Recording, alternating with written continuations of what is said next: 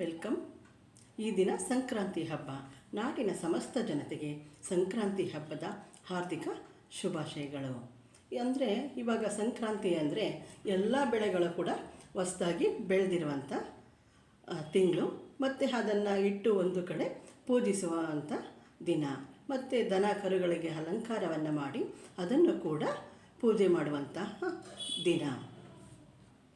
ಈ ದಿನ ಸೂರ್ಯನು ಮಕರ ರಾಶಿಯನ್ನು ಪ್ರವೇಶಿಸುವ ದಿನ. ಅಂದರೆ ಈ ದಿನದಿಂದ ಸ್ವರ್ಗದ ಬಾಗಿಲು ತೆಗೆಯುತ್ತೆ ಅನ್ನೋ ಒಂದು ಹಿಂದಿನಿಂದ ಒಂದು ವಾಡಿಕೆ ಇದೆ. ಅಂದರೆ ಇಲ್ಲಿಯವರೆಗೆ ನರಕದ ಬಾಗಿಲು ತೆಗೆದಿದ್ರು, ಇನ್ನು ಮುಂದೆ ಸೂರ್ಯನು ಮಕರ ರಾಶಿಯನ್ನು ಪ್ರವೇಶಿಸುವ ದಿನದಿಂದ ಸ್ವರ್ಗದ ಬಾಗಿಲು ತೆಗೆಯುತ್ತೆ ಅಂತ ಹಿಂದಿನಿಂದ ನಮ್ಮ ಹಿರಿಯರು ಹೇಳ್ತಾ ಬಂದಿದ್ದಾರೆ. ನಾಡಿನ ಸಮಸ್ತ ಜನತೆಗೆ ಸಂಕ್ರಾಂತಿ ಹಬ್ಬದ ಹಾರ್ದಿಕ ಶುಭಾಶಯಗಳು. ಇಂದಿನಿಂದ ನಿಮ್ಮ ಎಲ್ಲರ ಜೀವನದಲ್ಲಿ ಹೊಸತನ, ಹೊಸ ರೀತಿ ಎಲ್ಲ ಕೂಡ ಮೂಡಿಬರಲಿ. ಸಕಲ ಸಂಪತ್ತು ಐಶ್ವರ್ಯಗಳಿಂದ ತುಂಬಿ ಮತ್ತು ಆರೋಗ್ಯ, ಎಲ್ಲರಿಗೂ ಕೂಡ ದೇವರು ಆರೋಗ್ಯ ಆಯುಷ್ಯವನ್ನು ನೀಡಲಿ ಅಂತ ಆ ದೇವರನ್ನು ಪ್ರಾರ್ಥಿಸೋಣ. ಈ ದಿನ ಸಂಕ್ರಾಂತಿ ಹಬ್ಬ ಆಗಿರೋದ್ರಿಂದ ಸಿಹಿ ಪೊಂಗಲ್, ಖಾರ ಪೊಂಗಲ್ ಮಾಡುವಂಥ ಪದ್ಧತಿ. ಈಗ ನಾವು ಖಾರ ಪೊಂಗಲನ್ನು ಮಾಡೋಣ. ಮೊದಲಿಗೆ ನಾನು ಒಲೆ ಆನ್ ಮಾಡಿ ಅದಕ್ಕೆ ಒಂದು ಕುಕ್ಕರ್ ಇಟ್ಟಿದ್ದೀನಿ. ಈಗ ಅದಕ್ಕೆ ನಾನು 1-2 ಸ್ಪೂನ್ ತುಪ್ಪನ ಹಾಕ್ತೀನಿ. ಒಲೆ ಮೇಲೆ ತುಪ್ಪ ಹಾಕಿದ್ದೀನಿ, ಅದು ತುಪ್ಪ ಕರಗಿದೆ. ಈಗ ಅದಕ್ಕೆ ಜೀರಿಗೆನ ಹಾಕೋಣ. 1.5 ಸ್ಪೂನಷ್ಟು ಜೀರಿಗೆ ಹಾಕ್ತಾಯಿದ್ದೀನಿ. ನೋಡಿ, 1 ಸ್ಪೂನಷ್ಟು ಮೆಣಸು ಹಾಕ್ತಾಯಿದ್ದೀನಿ. 1 ಸ್ಪೂನಷ್ಟು ಕಡಲೆಬೇಳೆ ಹಾಕೋಣ. ಈಗ ಅದೆಲ್ಲ ಸ್ವಲ್ಪ ಫ್ರೈ ಆಗಲಿ.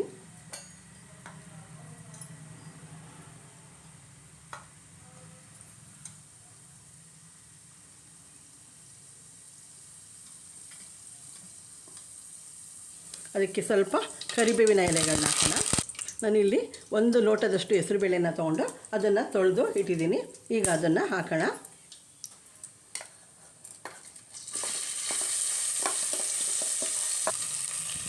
ಇಲ್ಲಿ 1.5 ಲೋಟದಷ್ಟು ಅಕ್ಕಿನ ತೊಗೊಂಡಿದ್ದೀನಿ. 1 ಲೋಟ ಹೆಸರುಬೇಳೆ, 1.5 ಲೋಟದಷ್ಟು ಅಕ್ಕಿನ ತೊಳೆದು ಇಟ್ಕೊಂಡಿದ್ದೀನಿ. ಈಗ ಅದನ್ನು ಕೂಡ ಕುಕ್ಕರ್ಗೆ ಸೇರಿಸೋಣ. ನೋಡಿ, ಅಕ್ಕಿ ಮತ್ತು ಹೆಸರುಬೇಳೆ ಹಾಕಿರೋದು, ಅದು ಹೆಚ್ಚು ಬೇಡ, 1 ನಿಮಿಷ ಸ್ವಲ್ಪ ಹುರಿದ್ರೆ ಸಾಕು. ಈಗ ಅದಕ್ಕೆ ಬೇಕಾದಷ್ಟು ನೀರನ್ನ ಆ್ಯಡ್ ಮಾಡ್ತಾಯಿದ್ದೀನಿ.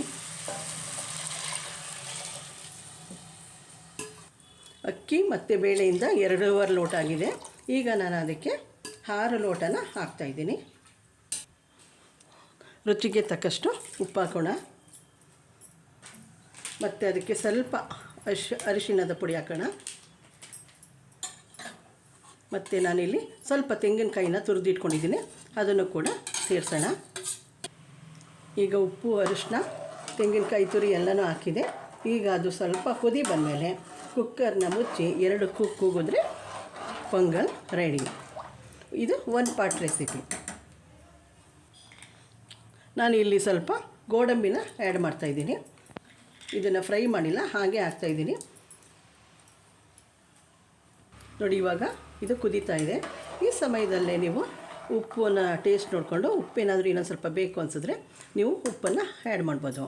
ಈಗ ಅದನ್ನು ಕುಕ್ಕರ್ ಮುಚ್ಚಳನ ಮುಚ್ಚಿ 2 ಕೂಗು ಕೂಗ್ಸೋಣ. ನೋಡಿ, ಕುಕ್ಕರ್ 2 ವಿಷಲ್ ಆಗಿದೆ. ಈಗ ಇದನ್ನು ಓಪನ್ ಮಾಡೋಣ. ನೋಡಿ, ಈ ರೀತಿ ಪೊಂಗಲು ರೆಡಿಯಾಗಿದೆ. ಈಗ ಇದನ್ನು ಒಮ್ಮೆ ಸ್ವಲ್ಪ ಮಿಕ್ಸ್ ಮಾಡೋಣ.